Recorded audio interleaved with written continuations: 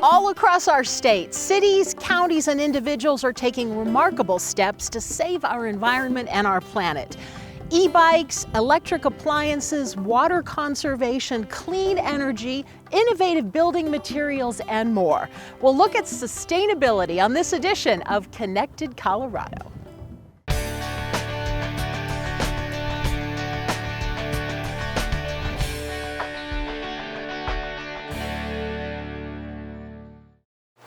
I'm Wendy Brockman at Prometheus Materials in Longmont, where they are working to clean up the construction industry by growing their own algae to make zero-carbon bioconcrete. We're going to tell you more about that in a few minutes. But first, since 2013, the city of Arvada has been at the forefront of sustainable energy by using solar power. About 80% of all city facilities are run on solar energy.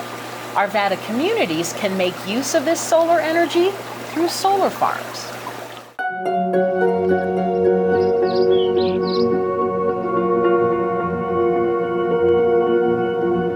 When I came into the city in 2014, there was an effort through a sustainability initiative with the city to get renewable solar in our electricity usage.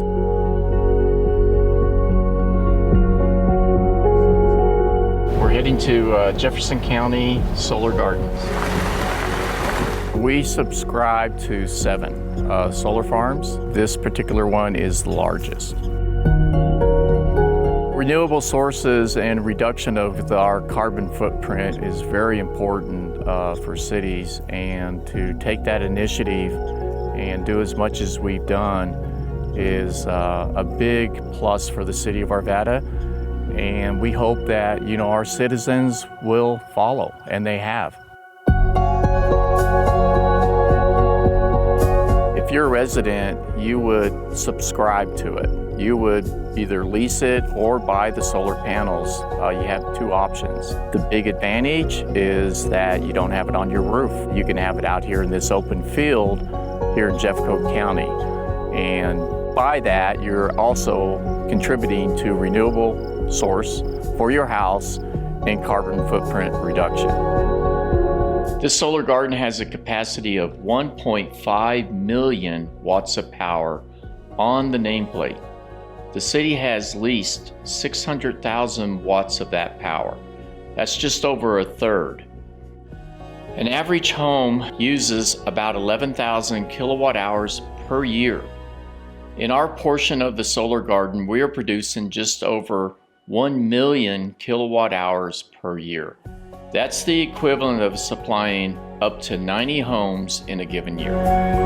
Just from the fact that we have so much solar, 80% of our electrical needs is provided by solar power.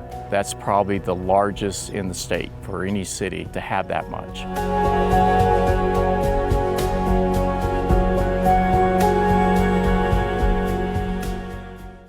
So great to see what they're doing in Arvada. All right, joining me now is Lauren Burnett with Prometheus Materials. You've come up with a product for the construction industry called bioconcrete. What is that? So we're actually using algae, common algae, that the type that grows in the sea or lakes or on the side of your fish tank. And we're causing it to go through a process called biomineralization, which is the same process that nature uses to create seashells and coral reefs. We're taking that algae and the biomineralization and mixing that with a couple of other things to create a zero-carbon alternative material to concrete, a bioconcrete. So how does this help in terms of the environment? So concrete is one of the largest producers of CO2 in the atmosphere. It's responsible for about 8% of Earth's CO2 emissions on an annual basis, so it's huge. And it also uses about 9% of Earth's industrial water production on an annual basis. So it's very large and very dirty from a climate perspective. We are providing a zero-carbon alternative to concrete, and we use virtually zero net water in our process. Wow. So it's a clean way to have a building material. It is. Building materials between steel and concrete represent a huge CO2 production problem. And we're looking to basically reduce the CO2 profile of building materials in a substantial way. By growing your own algae We grow our own, and using that in the material. indeed. Okay, is algae a plant or an animal? Algae is a plant, and it creates energy by going through a process called photosynthesis, which is the same process that trees and other green plants go through. It uses sunlight and carbon dioxide to create energy, and what it does is it basically changes that carbon dioxide into oxygen and carbon, and that carbon is stored in the plant. So how did all of this come about? So this was started by 4 professors at the University of Colorado, and they entered into a research agreement with the U.S. Department of Defense back in 2016. Basically, DoD was looking to see if there was a way to build protective structures in the desert. And they knew they didn't want to fly in concrete, it's too heavy, and they didn't want to truck concrete over large expanses of hostile territory. And so they were looking to see if there was a way to use biology to create protective structures.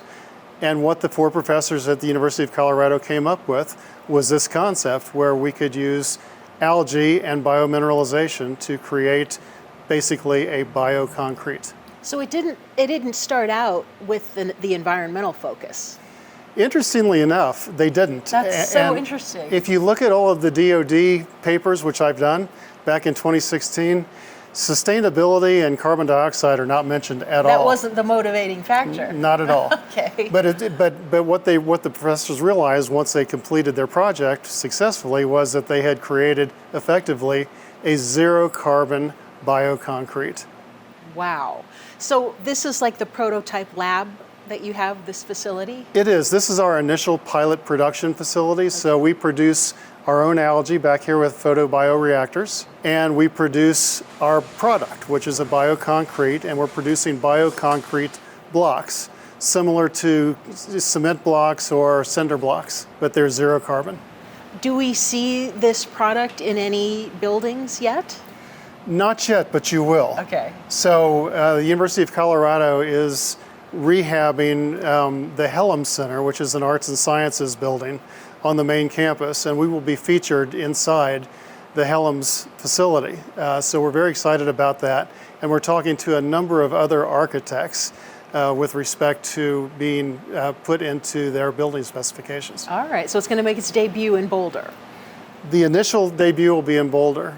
We also have our business partners, and our business partners are the Skidmore, Owings & Merrill, SOM, which is the architectural firm that architected the world's tallest building, the Burj Khalifa over in Dubai, as well as One World Trade Center in New York. So they are one of our partners. Okay. And Microsoft is one of our partners. Microsoft builds about 50 to 100 data centers worldwide on an annual basis. I've heard of them. Indeed. So if you're looking at the big picture of, our environment moving forward, how do you kind of see this as a piece of the puzzle in that?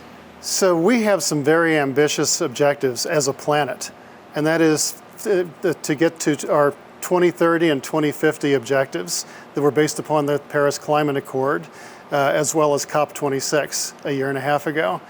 To get to those objectives from a CO2 perspective, which ultimately is net zero CO2 by 2050, we've got a lot of work to do as a world. And it's going to take all of us to be very successful to reduce CO2 as rapidly as possible. So concrete is a very large producer of CO2, as are other building materials like steel. And we are looking to be a leader in terms of reducing the CO2 footprint of building materials. Interestingly, the amount of office space and building space is projected to double between now and 2060 on a worldwide basis. So that's the equivalent of building a new New York City every month for the next 36 years. Think about that. That's a lot of concrete, and that's what we're focused on. So it's starting with growing your own algae in this facility in Longmont as a piece of that puzzle to try to zero carbon emissions. This is step one. This is step one. Step two is we are in the process of raising a Series B round of funding, which will be used to build a large production facility somewhere in probably a 30-mile radius of Longmont here, where we will be producing 4 different product lines of zero carbon precast bioconcrete products. Wow, it's exciting to be right here at this stage of the game. We're very excited about it. You know, I'm an entrepreneur. This is the 6th company that I've started, and it's the first time that I've ever felt like I really had an opportunity to make a difference to the world. And we indeed do here. We're very excited about that. Bioconcrete. Remember that term. We're going to hear more about it in the future. Thanks, Lauren. Indeed. Thank you, Wendy, for your interest in helping us spread the word on zero carbon bioconcrete. You bet. Now in Aurora, there's a school district that's helping our Earth in a number of ways. They are saving the planet and money at the same time. Here's how. Aurora Public Schools is on board with going green. They're taking a number of steps to make the change. They started their journey by taking part in Xcel's Strategic Energy Management Program. We've seen immediate savings at our buildings that we've been working on. Marcus Harper is responsible for making the district more eco-friendly and efficient. He is using Xcel's program to East Middle School's advantage. It's a roadmap for other schools in the future. We've learned that you have to invest a little bit on the front end and get some of the more energy efficient stuff, and it'll pay off in the long end. Like replacing and upgrading the school's HVAC system and swapping out lights. Our district is making a concerted effort to do LED wherever we can. So when we have a new remodel project like this, we make sure to get away from the older fluorescent lighting fixtures. That's not all. Can you put your seatbelts on? APS is kicking it into gear with 7 new electric school buses. The bus helps the environment by helping the air because it's electric and you don't have to waste gas on it. The district says right now the eco-friendly rides are part of a pilot program. In addition to being better for the environment, preliminary studies show it leads to better behavior from kiddos riding them. My old bus kind of sounded noisy, but this bus was kind of a little bit quieter. There's been preliminary reports that shows that a quieter bus is easier to be maintained by the bus driver or the paraprofessional that's on board the bus. The district is working with Xcel to get a solar bus port so that their fleet can be powered by the sun. The port will also give backup power to nearby school buildings. The energy management program has been great for us. I would highly recommend any business or school district or government agency that is in Xcel's territory to take part.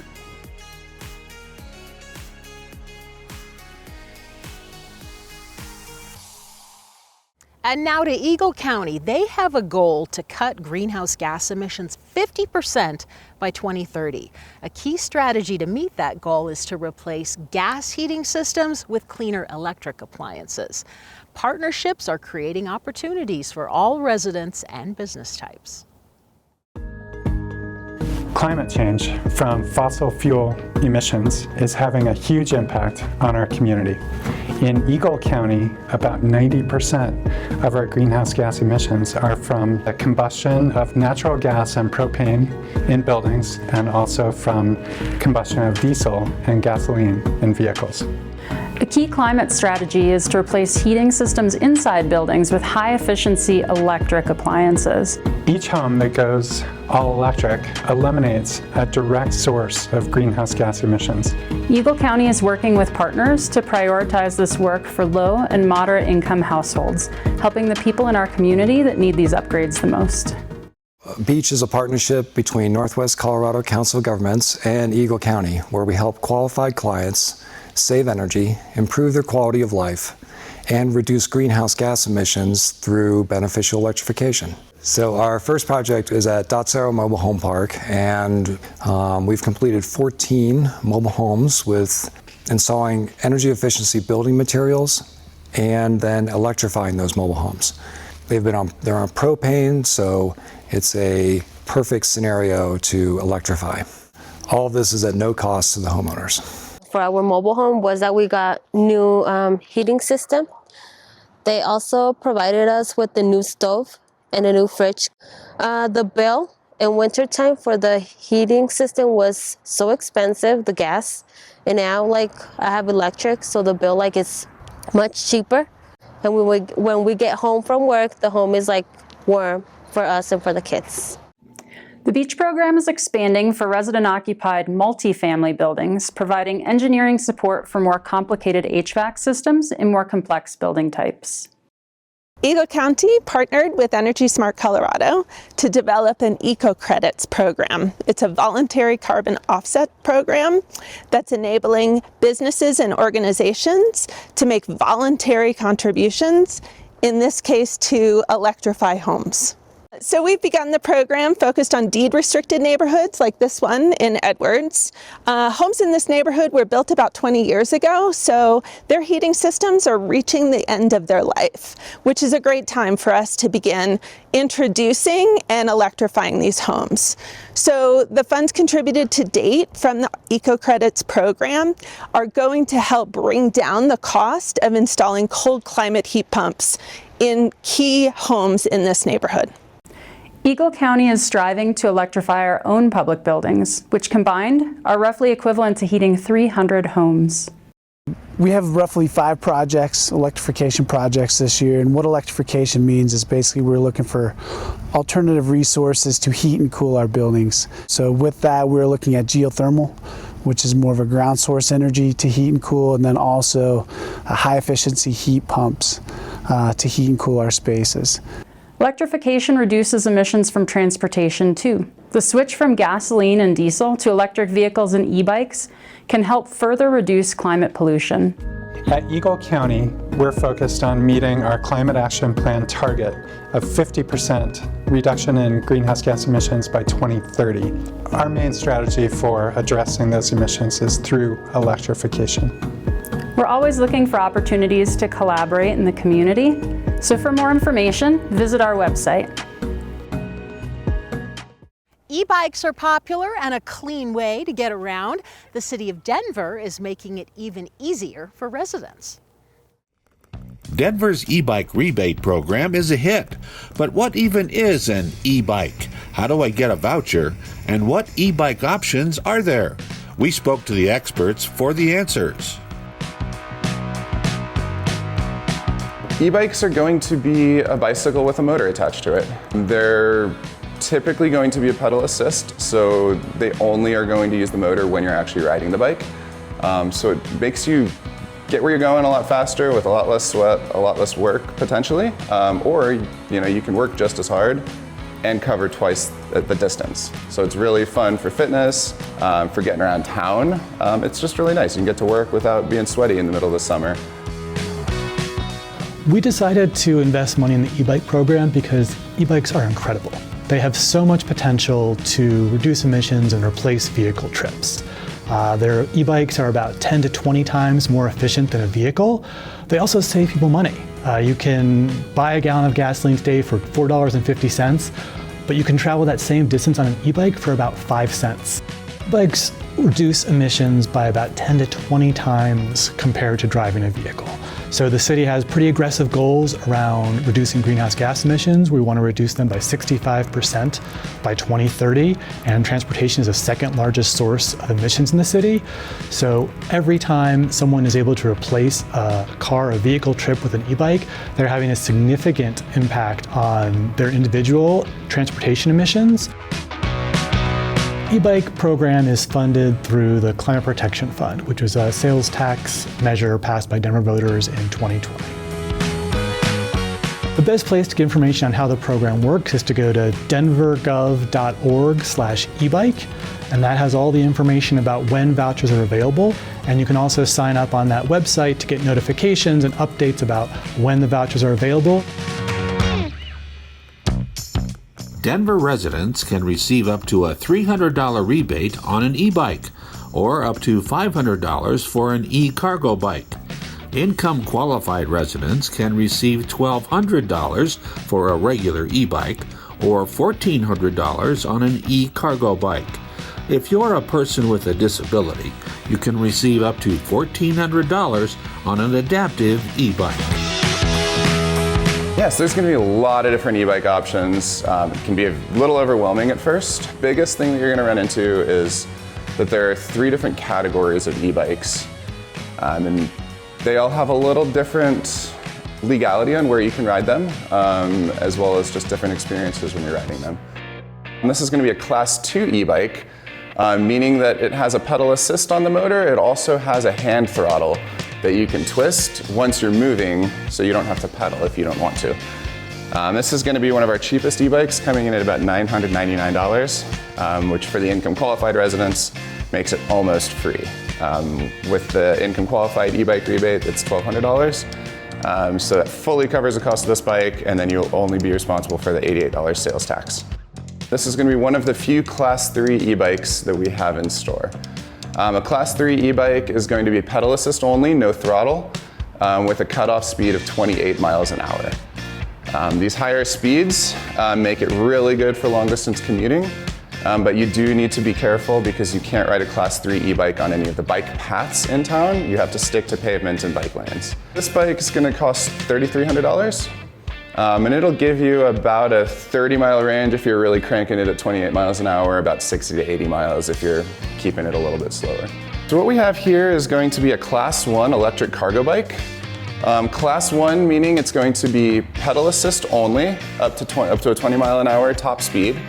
And then it's going to be a cargo bike, which means it's rated to carry a lot of additional weight. This one's outfitted with panniers and a front rack, and it can carry about 300 pounds on here. So this bike starts at about $4,100 before putting all of the accessories on. It's a pretty high-end e-bike. It's a pretty high-end cargo bike. Applications are only available to Denver residents. Here's what to do. Go to denverclimaterebates.com and create an account. You'll be issued a verification code in your email. It may take up to 10 minutes for the code to arrive, so be patient. Once you're verified, fill out the application with your name, address, and contact info. At this time, you must provide proof of residency as well as proof that you meet the income qualified requirement, such as SNAP or enrollment in Medicaid. Your application will be processed within 10 days, and then you have 60 days to redeem your voucher. The applications only stay open as long as supplies last. So turn that car trip into a bike trip, and we'll see you on the trails, Denver. Next up, water conservation is a huge part of protecting our planet, and Wheat Ridge takes it very seriously. Hi, I'm Wheat Ridge Mayor Bud Starker, and thank you for watching. For the first time this year, the City of Wheat Ridge is participating in the National Mayor's Challenge for Water Conservation, and I want to encourage all Wheat Ridge residents to join me in this pledge. Water conservation is a key component of creating a sustainable, healthy future for our residents, and conservation is a goal we can all work towards together, protecting this scarce and valuable resource. I'm joined by mayors across the country who are asking residents to make a long-term commitment to reduce pollution and manage water resources more wisely. The challenge goes beyond short-term issues and looks at ways our water will affect the future of our communities, from how we manage our coasts, lakes, and rivers to reducing pollution runoff. This annual nonprofit National Community Service campaign encourages leaders to inspire their residents to commit to making small changes to use water more efficiently, reducing pollution, and saving energy. The program was started 10 years ago by a handful of mayors who were looking for alternative ways to engage their residents more deeply about the coming water challenges in the United States. Last year, residents from over 2,000 cities across all 50 states pledged to reduce their annual consumption of fresh water by 1 billion gallons, reduce waste sent to landfills by 35 million pounds, and prevented nearly 100,000 pounds of hazardous waste from entering our watersheds. Make a pledge today at mywaterpledge.com and then make a series of online pledges to conserve water on behalf of the City of Wheat Ridge. Cities compete in population categories, and the cities with the highest percentage of their residents who take the challenge in their population categories have a chance to win eco-friendly prizes, including Toro Irrigation Smart Controllers, gift cards for Hobie surf shops, and more. You can save water by making little changes, such as eating a little less meat, fixing leaky faucets, conserving toilet water, installing a low-flow shower head, turning off the water while you're brushing your teeth, insulating your water pipes and heater, and using reusable water bottles. I'm taking the challenge. Will you? For more information, visit mywaterpledge.com. Thank you. Well, there's no doubt bad air is bad for your health, so Northglenn is taking action and partnering with the Love My Air program.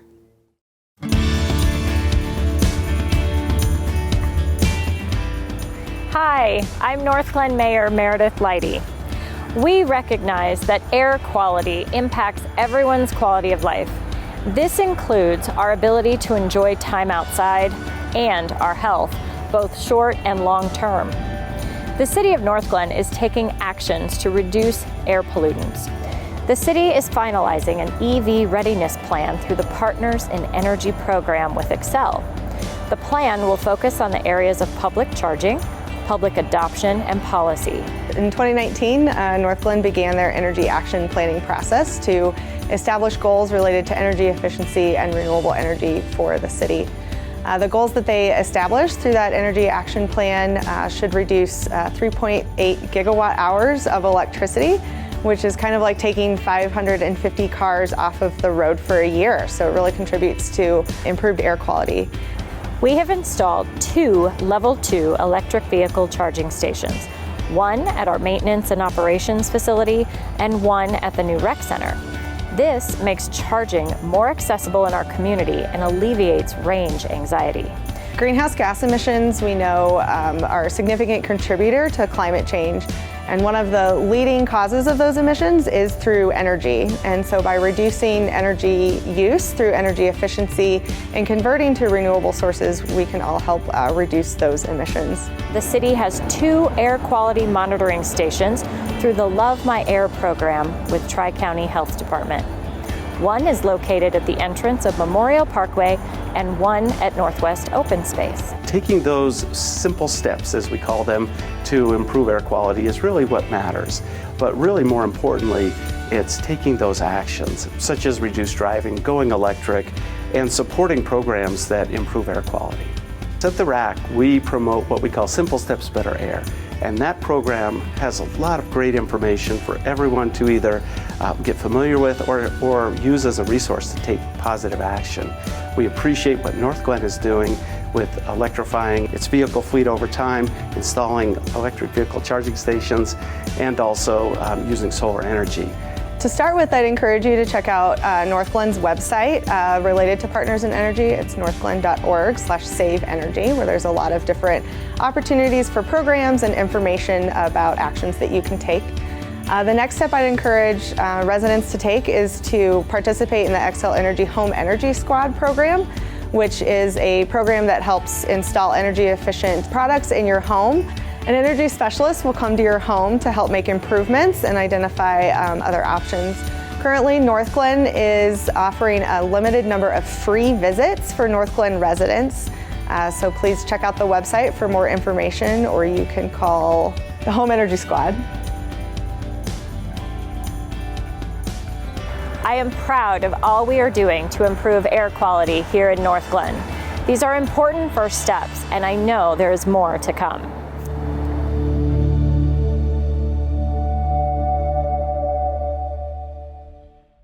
It's nice to see our leaders actively involved, and everyone can make a difference in a brighter future. We'll see you next time on Connected Colorado.